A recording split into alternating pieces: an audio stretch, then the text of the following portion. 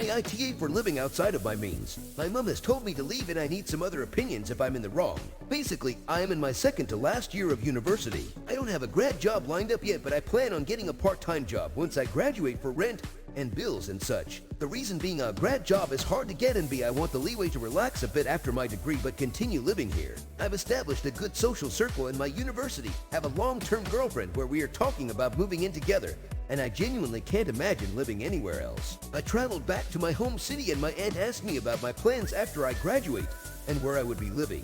Immediately, my mom told me I would be moving home because I can't afford to live in my university city. I said that I was going to stay there and she asked me how because I would be living out of means because I don't have a job or savings at the minute. While that is semi-true, I don't have any savings. That is only true because my savings are in my savings account.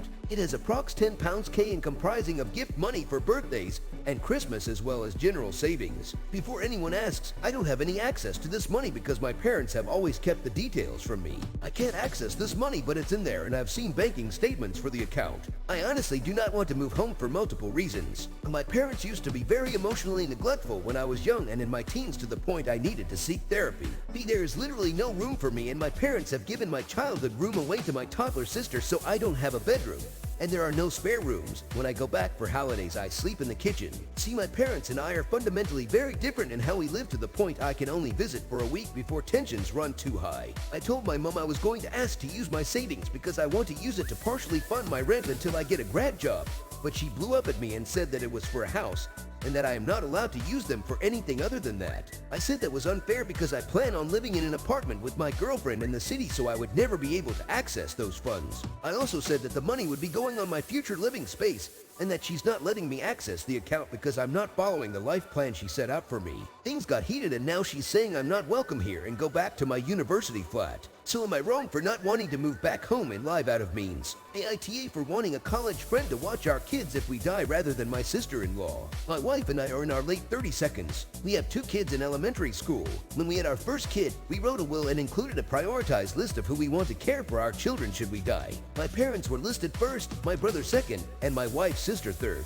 I had reservations about listing my wife's sister, but my wife convinced me she was a better option than foster care. My brother is trying for a baby, and when we saw him over Christmas, he asked me and my wife if we were comfortable caring for his child if something happened to him, and his wife because they're in the process of writing their will. That's all fine, but it got my wife and I talking about possibly needing to update our will. In the last several months, there have been several incidents with my wife's sister. Nothing too outrageous, but bad arguments with her dragging up things from far in the past that I thought we had gotten past. I don't want to get too much into the details of them since that's not really the point. But that combined with a number of other things is making me again question if my sister-in-law is a smart choice to care for our kids if something happens to us. My wife acknowledges her sister-in-law's flaws but still thinks that she'd be a better choice than foster care. I'm not so sure anymore. The things that have come up recently have me questioning my Sil's mental health to a greater degree than in the past. My wife and I ended up arguing about it. During the argument, my wife asked who I'd pick as my third choice then if not her sister, and I mentioned my friend from college. We'll call her Erin.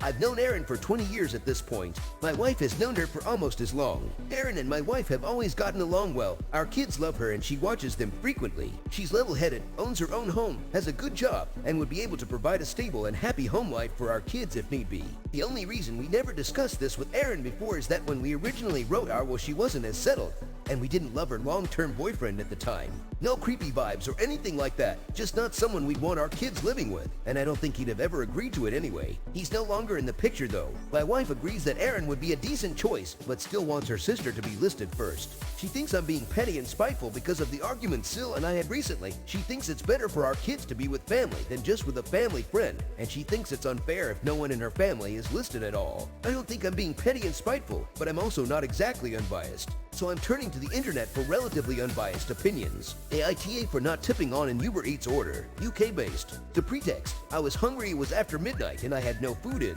A cheeky McDonald's was in order, so I placed my order and the standard "do you want to place a tip" option came up. I always press 0% on this. I do usually tip after I receive my order because of the sheer amount of times I have ordered from Uber Eats. and they have left things off my order. I don't tip till I've checked my order. So my order arrives and lo and behold it's missing all the dips I asked for. When I query this with the driver, he just shrugs and says maybe tip next time, gets into his car and leaves. AITA for not tipping when ordering. I don't understand this whole mindset. Why would you tip someone before a job is done? You don't walk into a bar and give a bartender money before they have made you a drink. You don't give the waitress money the second you sit down. So why is it expected to give certain delivery drivers a tip before the job is done? AITA for threatening to leave with my son. When I was in my teens, I fooled around and got pregnant, but since I was incapable of taking care of my baby boy, Ben, I gave him up for adoption because we were already struggling with money. His father, unsurprisingly, was out of the picture. Years later, I eventually got a job and married a guy with 2 kids. I've always loved my children, regardless that they were my stepchildren and their mom was still around, albeit very absent. However, not a year went by without me thinking about my Ben. But since I couldn't get him back, I let it go. Recently, my family found and brought Ben to me on Christmas. It was the best surprise and best Christmas I'd ever had. Ever since then, me and Ben have been reconnecting.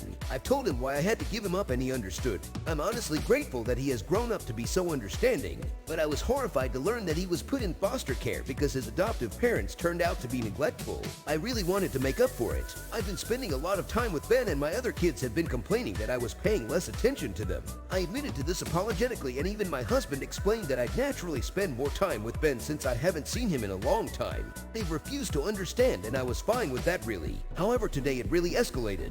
I invited my son over for lunch and the two were pretty cold towards him. We were discussing plans for this year and Ben mentioned working jobs to pay for his college tuition and accommodation. Me and my husband were more than happy to pay it all for him. I wouldn't take no for an answer. I fully intended to give him the life he deserves. The siblings started again, saying we should save that money to pay for their college tuition instead. They know very well we're more than capable of paying for literally anything they want, so the snarkiness started getting to me and my husband warned them of their behavior. They started shouting and hurling insults at my son and at me, even going as far as to say I've never loved them and married their father for money despite that I make my own money. I got fed up and told them I wouldn't tolerate their disrespect any longer. And if they had a problem with my son, they had a problem with me, that I had been taking care of them while their useless mother didn't give them a speck of her attention, so they have no right being so awful to me and my son, ending it with threatening to leave with Ben.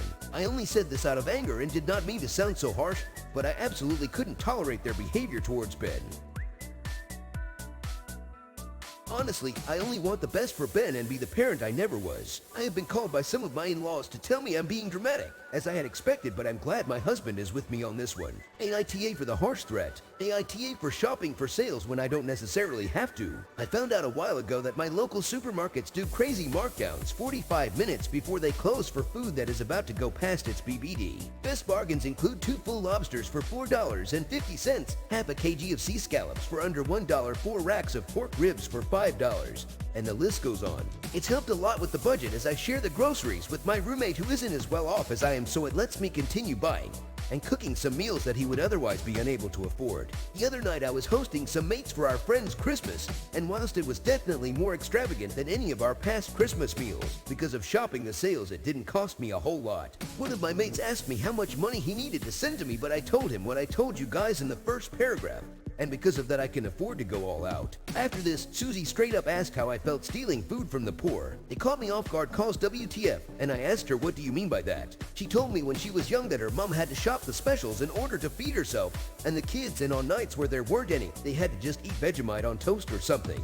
I said I'm sorry to hear what she went through, but from what the staff told me, most of the stuff gets thrown out anyway after not being bought, to which she replied that the homeless rely on this thrown out food for a meal. We have a soup kitchen that is open every night in our town, so whilst we still have homeless people, no one is starving to death. Susie asked if I have ever had to eat at the soup kitchen, why I hadn't, and started telling me about how embarrassing it was as a child having to go there and get handouts. She then called me the Grinch who stole some kids' Christmas dinner, and at this point I told her if she wants to get mean then get out, because even though it didn't cost hundreds of dollars, I still put in many hours of cooking over 2 days to put together a great dinner. Her and Mark left and he sent me a text letting me know that Susie never wants to see me again. I asked where does this leave us and he said that he doesn't know. Pretty much everyone else is on my side, But all of my mates and I have a more privileged background, and the thoughts are stuck in my head, so I've come to Reddit for a more diverse set of answers. AITA for shopping discounted food when I don't have to. AITA for telling my mom to stop lying about me. I had to go at my mom in front of her friends at our New Year's party because she announced I had Down syndrome.